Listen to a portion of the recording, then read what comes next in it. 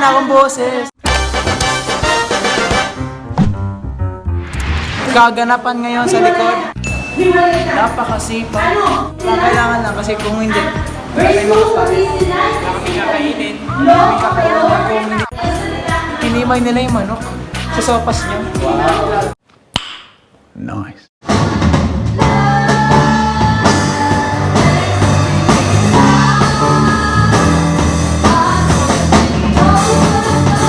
Brother Prince, sample. Oh, hey. So we're going to use this bad boy. Let's get this bad boy. Pati itong extension, tinawagang bad boy. At dalawa na lang tayo sa Asia, hindi ko alam. 괜찮아. 괜찮아. 아저씨.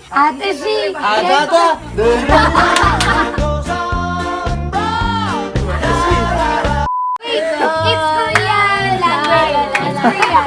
Turuan ko kayong mag-introduce yourself. I'm your ano yan eh. I'm your bro. 안녕하세요. 제르멘. 이라입니다. 제르멘. No, answer in Korean. 여보세요. 안녕하세요. 제르멘. I don't know how to be Filipino. Why? Because Asta Pilipino na nga eh. 안녕하세요. It's dinner time. Dinner time.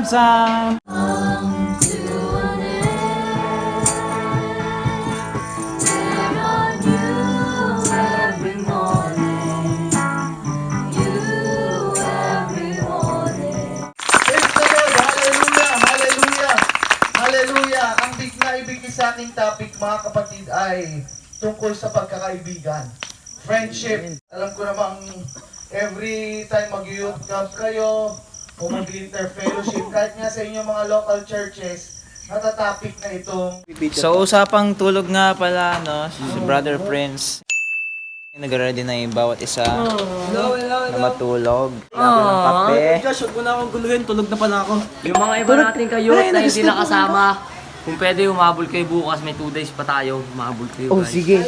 Sisayin ko to sa group chat. So yung mga ka-wonder, kakatapos ko lang malikot, matulog na sana ako. So, dami nangyari kanina. Kausap-usap yung mga taga-bagtas. Pasensya na ako kasi hindi na kaya ng powers ko. Gusto ko pa sana makihalubilo sa kanila. Eh kaso, pagod na pagod. Alasin ko, naitakda mamaya. Devotion. Yun rin yung time nagigising kami. So parang fulong na rin ako sa tulog. Pero okay lang, at least hindi 3 oras yung tulog ko. Expecting a lot of things tomorrow, which is the midst of the whole camp.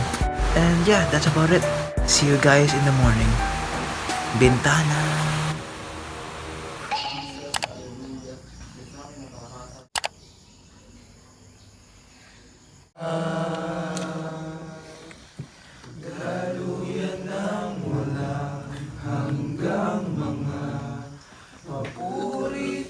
Maligo na. Pwede na rin maligo. O kaya kahit dyan lang muna. Morning pa, Pastor. So, yung mga ka-wonder, pasensya na medyo haggard. Pupunta tayo ng tindahan. Bibilan namin si Brother Vic ng Band-Aid kasi may sugat siya. Para gumaling kasi mamaya may laro pa. So, tingnan natin. Buddy, rejoice! Rejoice! Birthday mo na! Rejoice! Ilan taon ka na? 17. 38! Joke. Paano? 17:38. Eh. Yeah.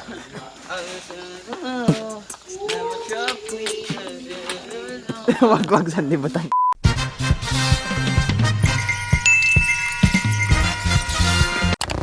May first aid pa tayo dyan. Wala po, nasugatan ko. Inililis ka na.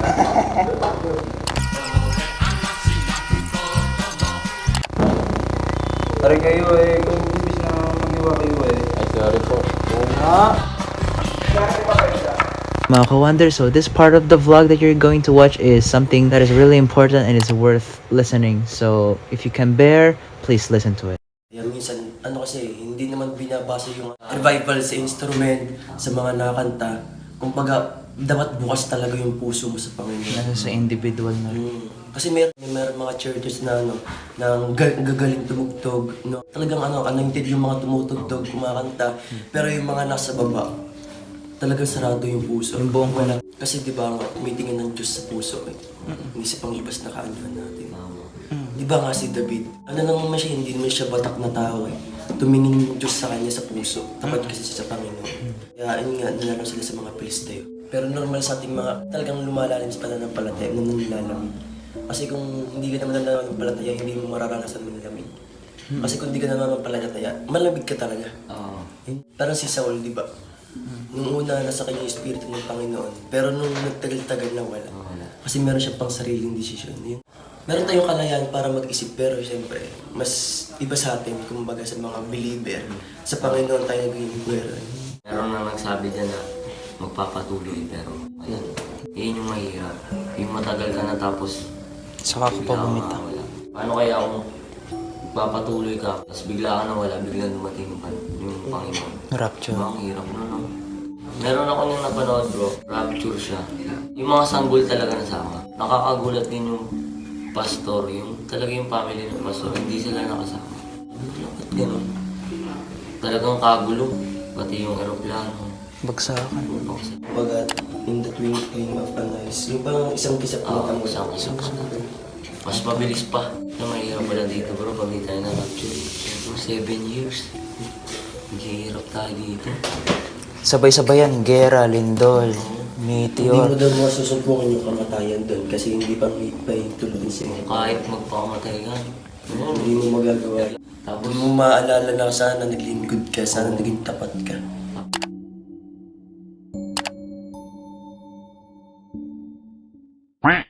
Ulitin ko lamang sa mga tumatambay sa basketball court. Kahit di nyo ako naririnig, pumanik na kayo dito. Papaluin po kayo ni Pastor. Wait, Cham. 1, 2, 3. Oh, clap your hands. Oh, yeah, people. Shout. Brother Gary. God bless po. Luwalhatian na lahat ng kaharian ay niluluwalhati si Solomon. Doon na nag-start ang puso ni Solomon na maging corrupt. Verse 16, Book of 2 Kings, chapter 6. Book of Acts, chapter 8, verse 22. Amen. Okay, 2 Corinthians, verse 2, chapter 15. 1, 2, 3, go!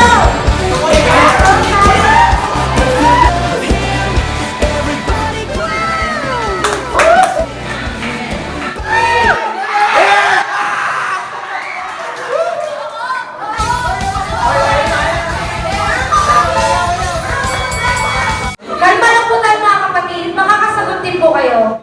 And he answered, Fear not, for they that be with us are more than they that be with them. It's correct. New Testament yan, New Testament. Repent therefore of this thy wickedness, and pray God, if perhaps the thought of thine heart may be forgiven thee. Okay, another point. 2 Corinthians chapter 2 verse 15. For we are unto God a sweet savor of Christ in them that are saved and in them that perish.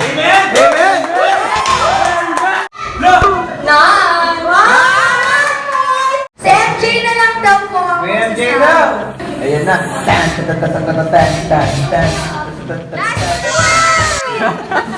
two! Kinuha mo? Ate Ate G, labas na po kayo dyan. Huwag na po kayo. Grabe yung string doon sa gitara. Ano ka mo?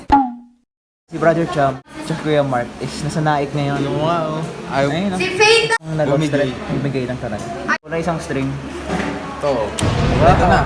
Let's go! Anis, Fender yan. Hi guys, ay ka-wonder.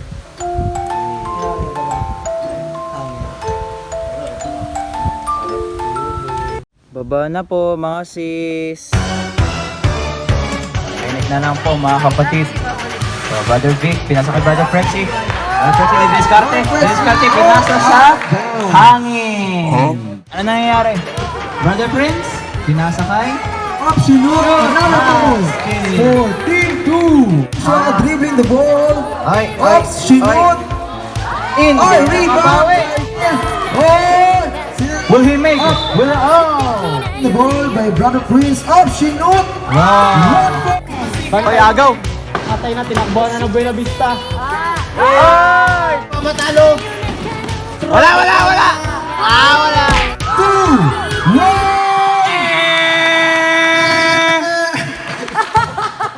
Tunog tao na 36 seconds. Oh!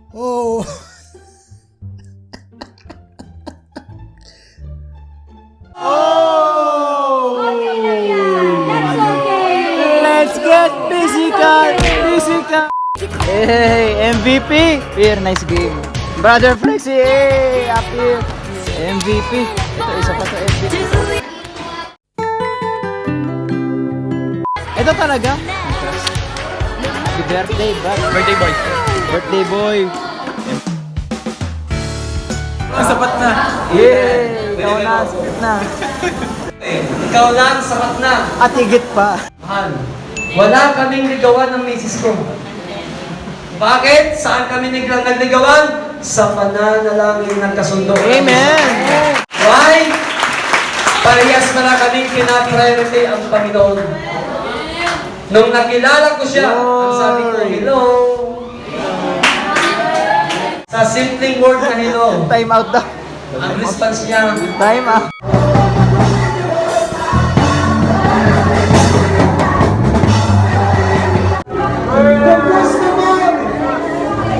naging kami sa Panginoon. Glory to Jesus. So yun, mga kapatid, nagkukwento lang ako kay Kuya Mark.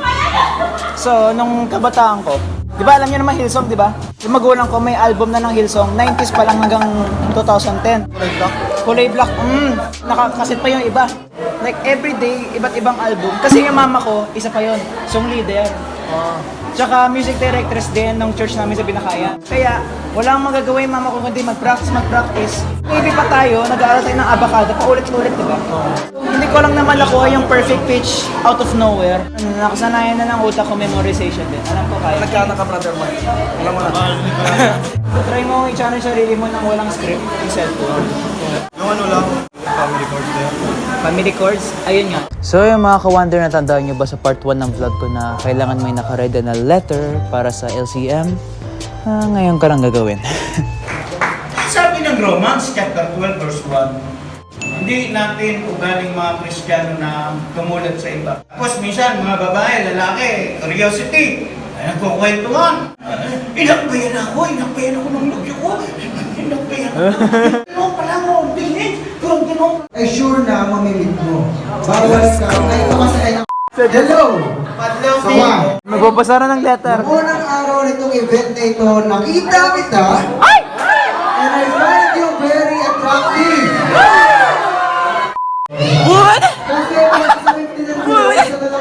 Would you rather be the oldest child or the youngest child? So, ano daw mas prefer nyo? Maging oldest So child? yung ano nyo, yung anak nyo, yung dalawa kanina. Another day, another sleigh. Ano kaya ang kaganapan? Ang bango na naamoy ko. Corn beef 19. Ito mo, Brad? Natamo siya kasi natamo siya eh. Oo. Pag naipit ko sa gilid niya, sakit niya. Nakagat yan. Hindi. Balik na yoko. Sunrise. Patid. Hello. Good morning. Shout out sa Chaypay pala isa.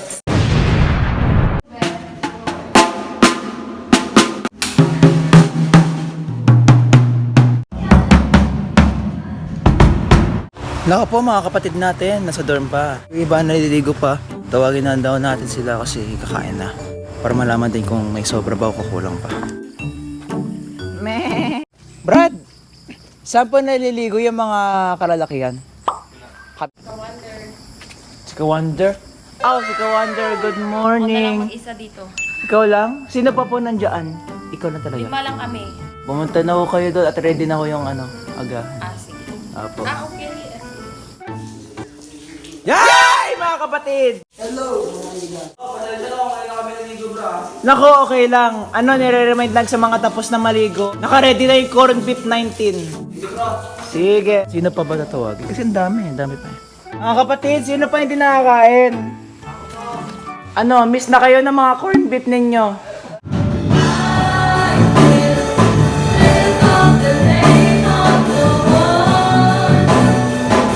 Dapat una sa lahat, maging blessed kayo sa inyong kanya-kanyang tahanan. Kaya nga meron tayong training, meron tayong mga ganito. Para paglabas natin, magiging pagpapala tayo sa ating mga mahal sa buhay. Alapakan natin ang Panginoon. Masyado.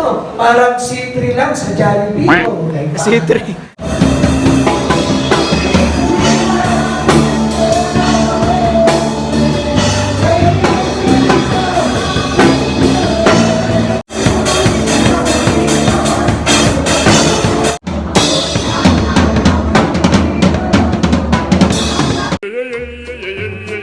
Guys, Ayan, nakikita yung mga... Sino sa mga sports? Oh my God! Hapon. Search na. siya awarding na. Dito po tayong magkakasama ngayon. May regalo namin, Munching. Ang ating pong drummers. Ay, nako! Ito po. Hoy! Asa yung picture ko? Asa yung picture ko? Okay. Nani? 1, 2, 3. Saba. 1. Ito maganda ang gulo yan. Ano pangalan mo? Jenny! Jennifer! Sabi ni Dela Cruz. Sabi na Dela Cruz. Agad eh. Basta alam ko na yung pag-usap sila. Taga Jensan kami. Canada. Japan. Hindi na ikasama yung boss. Nakikita ka na tayo, Brad. Mga anak niya po nagre-reto, Pastor. Na-inspire po sa pangaral niyo po kagabi. KMCM na? Opo, na-apply na po in real life. Mga kababayan! Checo!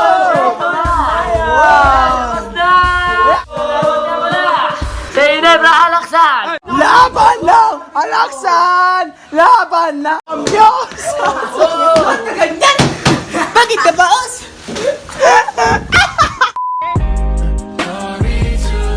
So ayun mga ka-wonder, pagsadyaan nyo na at wala na akong boses. Kanina pa ako niloloko ng taga-Indang Church. So bali, welcome to my guys! Hello live! Okay na sila, nakapaglinis na sila ng dorm nila. Gagawin na lang namin, hintayin na lang namin bawat isa na mag-gather para picture taking. Ayoko na. Ay! Putek na ang mga puwet. 1, 2, 3, Waki! Naiwan daw ng gawain ng mga nanay kaya ngayon lang ulit mauuwi. Bababa kaya tayo ng Buena Vista Church pasamantala?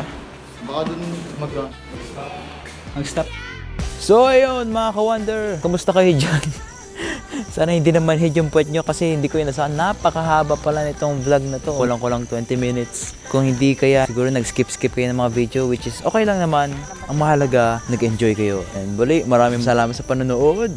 At alalahanin ko lang sa inyo na lagi nyo dapat kasama si Jesus sa tabi nyo. Dahil kapag kasama nyo si Jesus, lagi kayong panalo. See you sa susunod na video. Ang plano ko is Foundation Day ngayong November. And like, subscribe, and share this bagong channel. More good days to come. God bless you. Ingat lagi. Nanonood pala ng Jumong si Ma'am.